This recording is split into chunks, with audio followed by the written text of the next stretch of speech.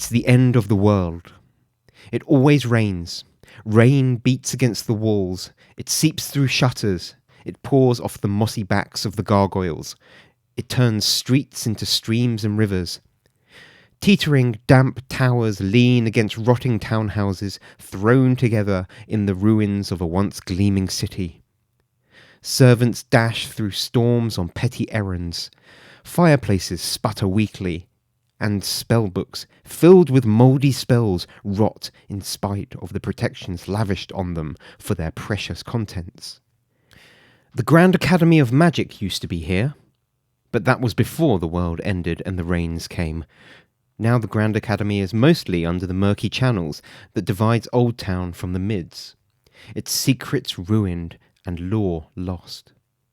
A few of the highest towers peek out of the still dark waters of the Merk, testifying to its presence. Ferrymen use the towers as moorings and wayposts when the rain and fog make navigating the bay treacherous. The school is a remnant of a past world. But there is magic here. Wizards hide themselves away in their damp townhouses and cliff-top towers, each one jealously guarding the few secrets they still have, scrounging and scheming for more.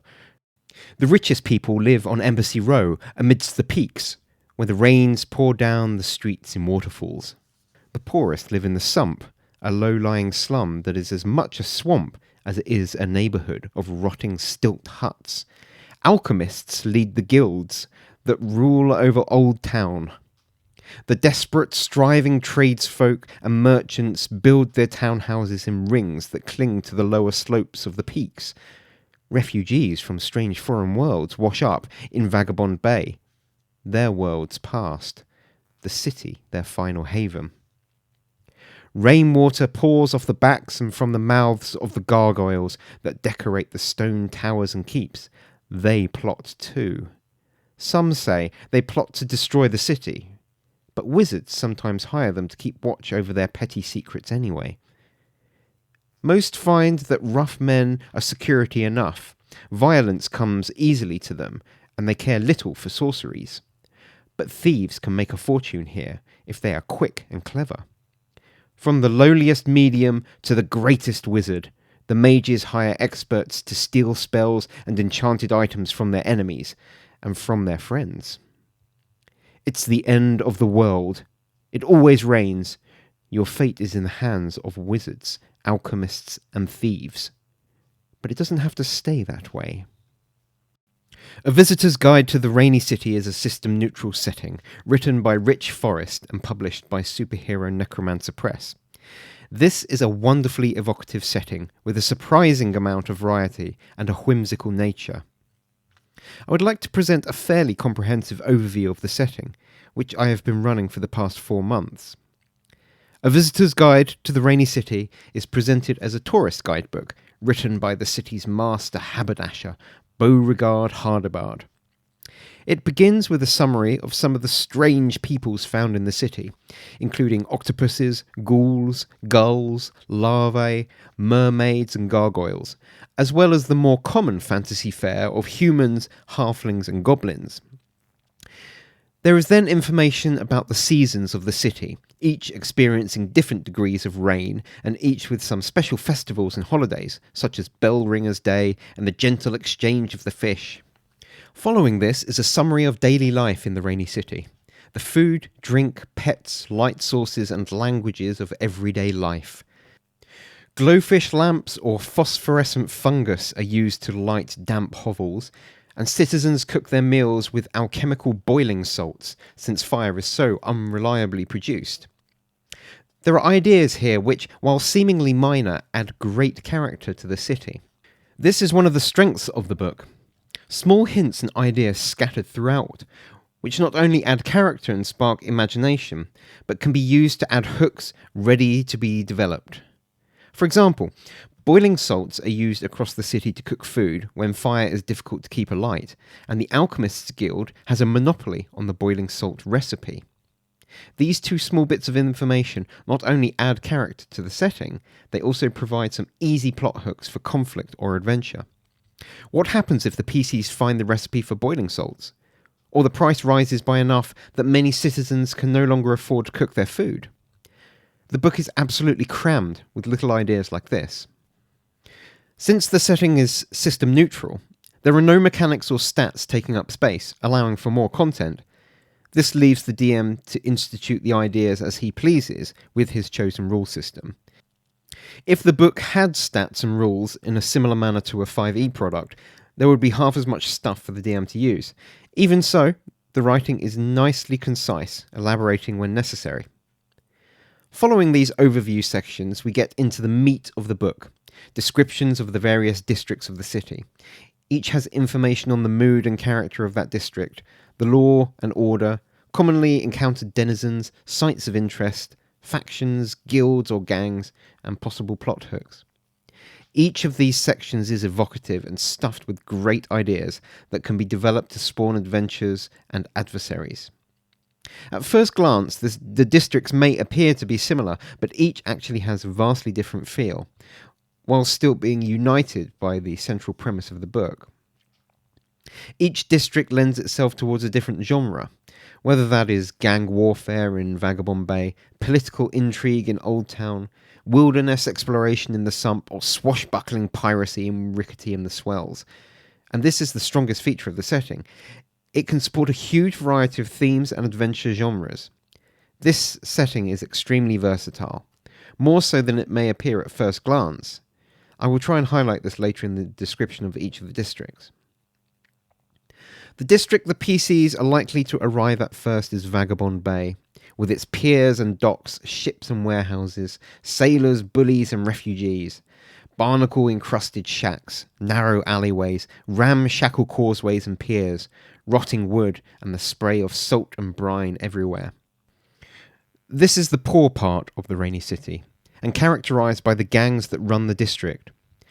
The PCs may find themselves thwarting muggings, breaking up smuggling rings and dealing with slavers, or alternatively they may find themselves getting involved in such sordid activities. There are various factions detailed here, including the Admiralty, the Porters, who appear to be the good guys trying to look out for unfortunates and refugees to the city, and two gangs. This part of the town is evocative, but lacks a little in actionable plot hooks, relying instead on the DM to work with the conflict between the gangs. Old Town is the centre of the city, and where a lot of the inter-faction fighting and political manoeuvring may occur. It is characterised as being built in the ruins of older, partially collapsed buildings.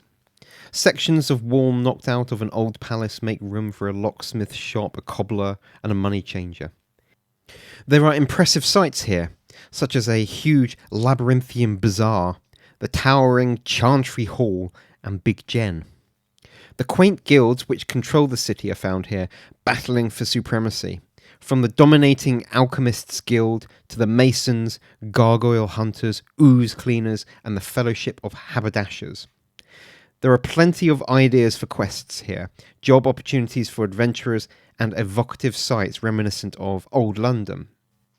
Thanks to the partially ruined nature of the district, it is easy to insert a standard dungeon or two here as well. North of Old Town is the Merks.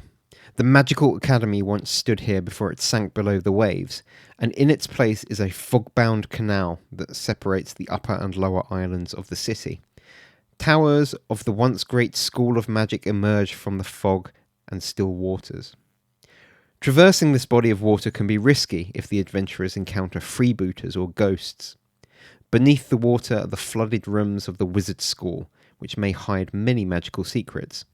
The opportunities for adventure are easily apparent for those who wish to dive below the depths. Explorers of the deeps may also find hints about the cause of the apocalyptic flooding event.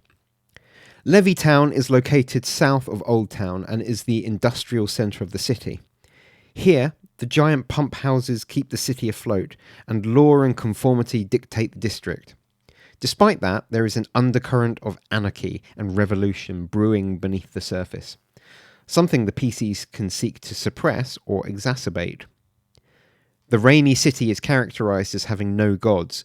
All have abandoned the world since the rains began falling. Yet in Levytown, there are no shortage of religions and cults. One of the most characterful are the delusionists, who revel in the rainfall and in the most extreme cases look to accelerate the demise of the city by sabotaging the pumps which help keep the city afloat. This is one of the most interesting parts of the city in my opinion, with many options for conflict, those between order and anarchy, between technology and religion, or between the social classes. I like the fact that this places the city on the edge of the Industrial Revolution, a time period not often seen in RPGs, so expect pistols, sabres and machinery. The Sump is the most southerly part of the city, and is basically a huge swamp with a few miserable settlements. This is the home of the native boggies, who are essentially swamp halflings. The settlements here are lawless and full of criminals. There is gang warfare more excessive than that seen in Vagabond Bay, and strife between the natives and the city's immigrants. The rest of the swampy marshland can be explored by intrepid PCs who will face monsters, lizard and frog people, undead, and even the dragon of Wormswell. The Sump feels almost like another setting to some extent. The PCs starting their adventure here may find enough to do to not even enter the city proper. The northern half of the map houses the richer folk of the city. In the midst there are respectable tradesmen, lawyers and the stolid middle class. There are not many plot hooks here, but the area is a necessary part of the setting for the placement of rich patrons who may wish to hire daring adventurers.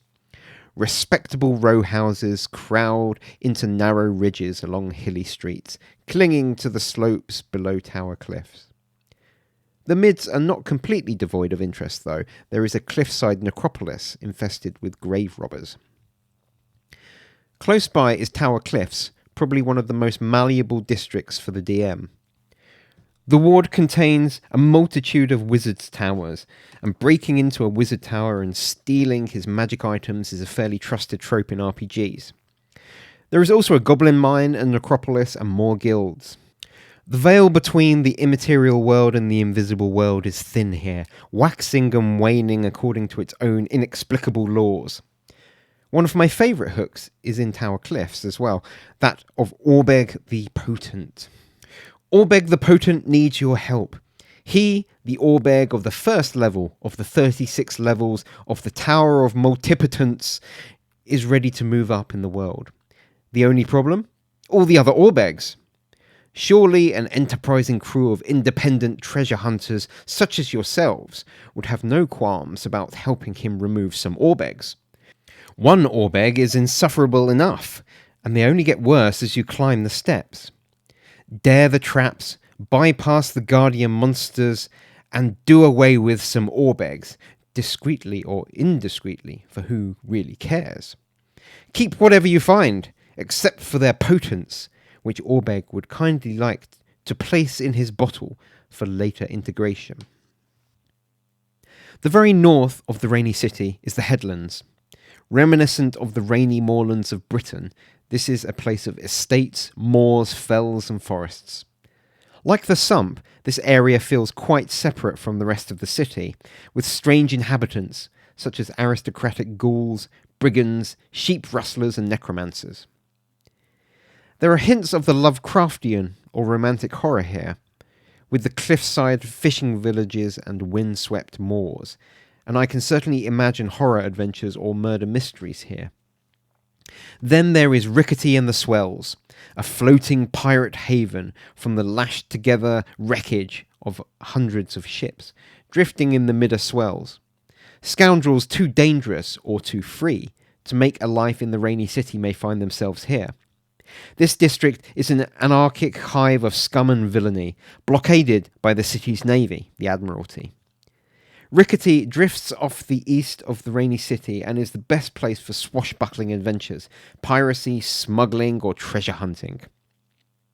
As mentioned previously, all these districts suggest different genres, while being coherently connected together by a central theme. I would suggest that almost any module can be adapted to this setting, even ones which would not appear to be appropriate at first glance. The Caves of Chaos can be placed below Old Town, Ravenloft is a part of the Headlands, the lost mines of Phandelver can be placed in the Sump, and the sinister secret of Salt Marsh in Vagabond Bay. Modules such as Isle of Dread, Tomb of Horrors, or the Hidden Shrine of Tomoachin may not seem to fit into the Rainy City, but luckily there is a cluster of phantom isles which appear and disappear in the waves close to Rickety, offering sites for almost any adventure one may wish to run. Obviously, adventures will need to be adapted to fit, but in the worst case, the Magic Academy beneath the waves is bound to have some magical portals to other worlds still functioning. The book finishes with a list of important patrons that the characters may meet, such as Iambic Pentacula, Wizard of Rickety, Alenia the Smuggler, or the Worm at the Bottom of the Well. Only a short amount of information about each character and their objective is provided, but there is enough to stimulate the imagination and generate some adventure ideas. Finally, there is some information on the Sanderstin, the de jure sovereign of the city. Historically, there was only ever one Sanderstin, holding the office until his death, when a successor would conveniently emerge. For as long as there has been a Rainy City, there has been one and only one Sanderstin. Here, the hint of a campaign plot appears, as the old Sanderstin has died and 3 new claimants have appeared to demand the title. While I like the idea of this as an intrigue plot, there is not much other development to incorporate it into the rest of the setting, and it feels a little like something added onto the end of the book as an afterthought. It may be that this plot is a little dry in comparison to the madcap and intriguing hooks littered throughout the book. As this product is system neutral, any system can be used. I am running the setting using Rules Cyclopedia, with a lot of added content, the main one being the Alchemist class sourced from Dragon Magazine issue 2. Due to the lack of clerics in the setting, alchemists and healing potions become an important commodity. However, in my game at least, combat is much less frequent than other games and healing has not been such a problem. A lot of good information on adapting the setting to your chosen game system can be found on the Superhero Necromancer Press website blog. Remember, there are a multitude of different races in the city, so if you are using a system with a lot of options, this setting is well suited. One of the hardest things I found with the setting was actually making the rain more of a prominent feature. As strange as it may seem, I keep forgetting to describe the fact that it is always raining. I instituted some morale rules to help indicate the effects of the rain, but it is surprisingly difficult to remember the constant downpour. The artwork is by Bill Spitmer, and it is interesting and fitting to the style of the product. However, it doesn't quite show the variety on offer between the different districts. On a casual flip through, the reader might not get the impression of the great versatility on offer here. Andrew Devaney's cartography is clear and fits well with the rest of the art. Even though this product provides a huge number of hooks for adventure, it would be good if there were some ideas for adventures on arrival to the city. There are some hints at overarching plots to be used, but a few more hints for PCs just entering the city would be appreciated, especially in Vagabond Bay, which seems a bit light on adventure hooks. Despite the glut of information here, the DM will need to do a fair amount of work collecting these various ideas to present to players. Having said that, I think this product is really excellent. The quality of production on the book is good, the artwork and cartography are fitting, and I am certain one can run a satisfying long-term campaign within the Rainy City. The best thing about the book is the huge number of interesting ideas it offers. It is impossible to read without some evocative adventure ideas springing to mind. If you like to follow along with a planned adventure path, or you like to see rules associated with each class, monster or NPC, this might not be the product for you. But if you are inspired to start a sandbox urban campaign with a unique theme and a broad range of possibilities, this is for you. In many ways, this 60-page booklet has inspired me with adventure ideas more than many Forgotten Realms tomes. and I would add that this has given me much more confidence in running an urban sandbox game.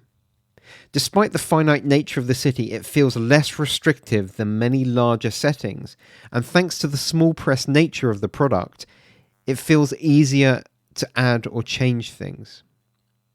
A visitor's guide to the Rainy City seems well suited to OSR systems, and whether it is easy to run in a more complex system such as 5th edition or Pathfinder, I don't know.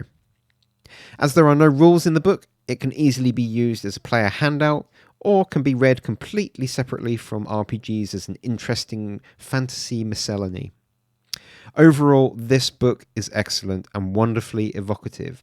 There is so much to explore here, and I am sure that anyone who reads it will be greatly inspired. I have added links at the bottom of this video to where you can purchase the Visitor's Guide.